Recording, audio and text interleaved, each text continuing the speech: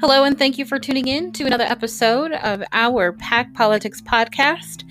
Our podcast is brought to you by our organization, our United Resource PAC. If you don't know, we are a tax-exempt political organization. Hi, guys. I am your host, Brittany McDowell, and I've got a pretty short podcast in store for you today because, quite frankly, this whole thing is not complicated. It just seriously is not complicated. I really want to address why it is that we actually need to stimulate our economy and why we need to do it rather expeditiously. And again, I promise you it's not complicated. So because it's not complicated, I'm not going to take a lot of time to discuss a not complicated issue. So sit back, we'll get this show started, and quite frankly, we'll be in and out fairly quickly.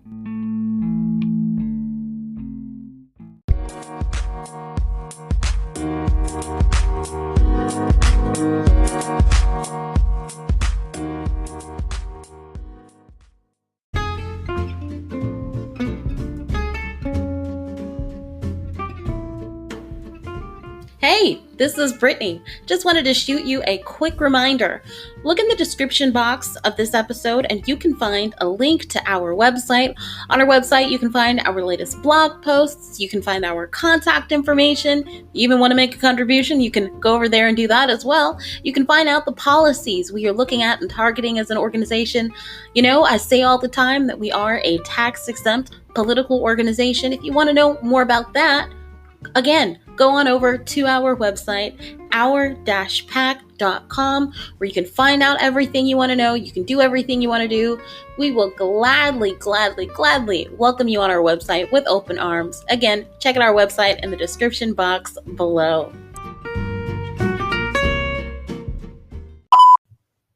So why is it that we actually need to stimulate our economy? We've talked about different forms of stimulus that our economy is currently receiving. We've talked about potential future forms of stimulus, but we really haven't looked at the reason why we need to stimulate the economy. We've kind of talked about, the people, the businesses, but that's exactly it, right?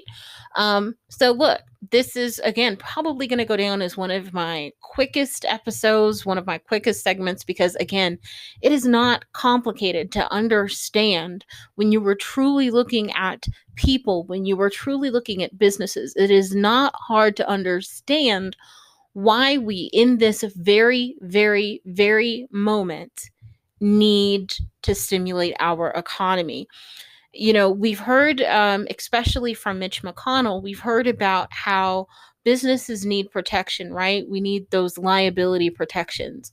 But quite honestly, at the most basic level, that's exactly what a stimulus is for business. It's protection.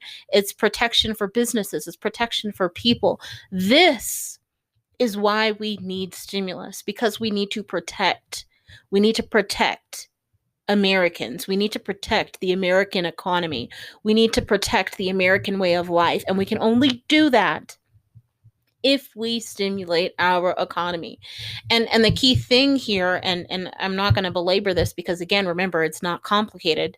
The key thing to remember is that we can't just stimulate businesses, nor can we just stimulate individuals, right? If you stimulate just individuals and you don't stimulate businesses, individuals are going to have money and they'll ultimately funnel that money to some businesses, but the money that is needed for businesses to safely interact with those consumers, those people, they're not going to have that money in a lot of cases. And they may not even be around so that way people can come and interact with them, right? They might go out of business before the fact. And also, we can't just sit here and stimulate businesses because you give them money and then they have no one to come and shop, because when they don't have that money to shop, they're out of luck, right? Businesses are sitting fat high on the hog, but no one's coming to buy their services. No one's coming to do anything. So we need both businesses and we need both people to be stimulated. And again, it's not complicated. So I'm not going to drag this out. It's not something that you need an economist to tell you. It's not. Just look at your own personal situation. Look at the situation of those around you. Even if you are an affluent individual and find yourself, frequently around others who are affluent, which is most likely the case if that's your situation, uh, you know, you really have to consider that a significant portion of Americans are not in that same boat. And while you may not be in the same boat as them, you can't afford to be in a boat all by your lonesome, because we're a collective, right? Businesses need consumers and consumers need businesses. So that said, I'm not going to ramble. I could, but I'm not, because again, it's not complicated. This is why we need stimulus, because it protects both individuals and businesses. It's fall, and you know what that means, right? You can find us on Facebook. No, I know that fall and Facebook have nothing to do with each other, but they both start with the letter F. So, according to my logic, perfect time to tell you about finding us on Facebook since it is fall. Isn't that exceptional logic? By my point of view, it is. Anywho, in the description box below, you'll find a link to our Facebook page. Check us out. If you like us, like our page, we'll be more than glad to have you. Again, find us on Facebook. Look in the description box below for the link.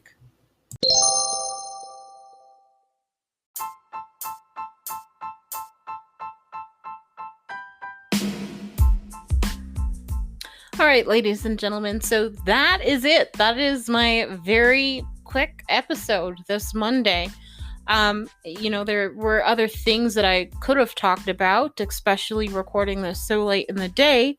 There have been some news developments regarding COVID-19, economic stimulus and relief, but quite frankly, I really wanted to just touch on something that was so basic that I thought about, and I was like, you know what, I really haven't talked about this on the podcast, especially, it's not something extensive. It's not something that's really complicated, right?